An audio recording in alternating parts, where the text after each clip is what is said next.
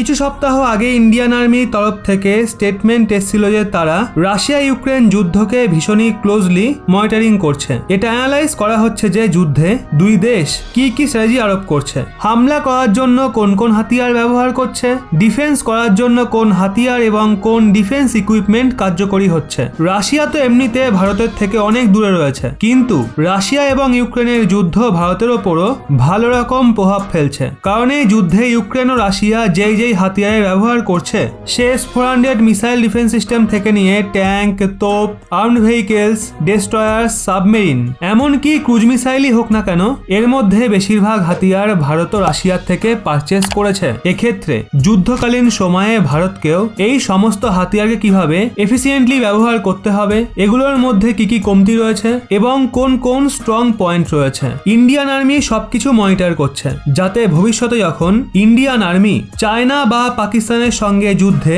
Russia বা Russian platform based হাতিয়ারের ব্যবহার করবে তো ওই ভুল যেন না করা হয় যা আজকের সময় ইউক্রেন বা রাশিয়া করছে। এখন হয়েছে নাকি রাশিয়া বনাম ইউক্রেন যুদ্ধে রাশিয়ার একটা এমন হাতিয়ার ব্যর্থ হয়েছে যা তো রাশিয়ান অরিজিনের, কিন্তু ভারতের কাছে সেগুলো হাজারো সংখ্যায় রয়েছে। এই জন্য এটা শুধুমাত্র রাশিয়ার জন্য চিন্তাজনক বিষয়, বরং ভারতের জন্য এটা মারাত্মক টেনশন।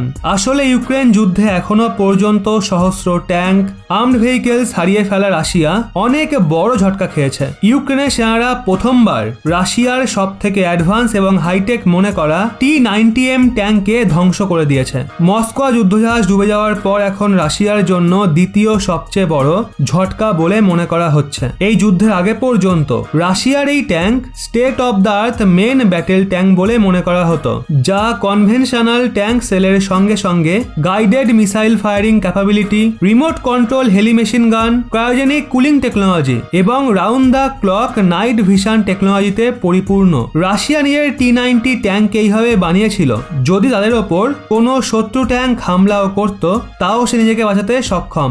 এর মধ্যে অটোমেটিক ডিফেন্স সিস্টেম লাগানো রয়েছে যা এর ওপর মিসাইল হামলা হলে নিজে থেকেই স্মোক গ্রেনেড ছোড়ে। ইউক্রেনের সেনা এটাকে ভীষণই বড় উপলব্ধির সঙ্গে দেখছে। ইউক্রেন একটা প্রমাণস্বরূপ ড্রোন ফুটেজ জারি করে দেখেছে যে তারা রাশিয়ার স্বনামধন্য ট্যাঙ্ককে এক ঝটকাতেই ধ্বংস করে দেখিয়ে দিয়েছে। এক্সপার্টরা বলছেন রাশিয়ার এই ট্যাঙ্কের ডিজাইনে কমতি রয়েছে, যার জন্য হামলা হওয়ার শুরুতে এর মধ্যে থাকা গোলা বারুদ নিজেই বিস্ফোরিত হচ্ছে। বলা হচ্ছে যে রাশিয়ান হাতিয়ারের ফ্লিটে মজুদ এই ধরনের ঘাতক ট্যাঙ্ককে ধ্বংস করায় ইউক্রেনের সেনার মনোবল অনেক বেড়ে গেছে, আর এখন ইউক্রেনের সেনা T-90 ট্যাঙ্কের সঙ্গে এঙ্গেজ হতেও ভয় পাচ্ছে না। রাশিয়ান সেনাতে এখন এরকম কেবল 100টাই ট্যাঙ্ক মজুত রয়েছে। T-90 ট্যাঙ্কের T-90S ভার্সনকে রাশিয়া, ভারত সহ বিশ্বের অনেক দেশকে বিক্রি করছে।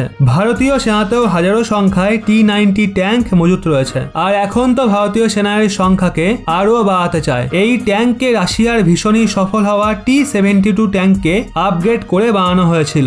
এই ট্যাঙ্ক ধ্বংস হয়ে যাওয়ায় রাশিয়া তো বড় ঝটকা খেয়েছেই, সেই সাথে ভারতীয় সেনার সমস্যাও বাড়তে পারে, কারণ রাশিয়া তো এটাকে মাত্র 100টা সংখ্যাতেই ব্যবহার করছিল, যেখানে ভারতের কাছে এটা হাজারো সংখ্যায় রয়েছে। এই জন্য ভারতকে T-90 ট্যাঙ্কের ফিউচার আপগ্রেডে অনেক পরিবর্তন আনতে হবে। তবে যাই হোক, আপনাদের কি মনে হয় কোনো যুদ্ধে কি ট্যাঙ্ক কি মূল ভূমিকা পালন করে, হ্যাঁ নাকি না? কমেন্টে আপনার মতামত অবশ্যই জানান।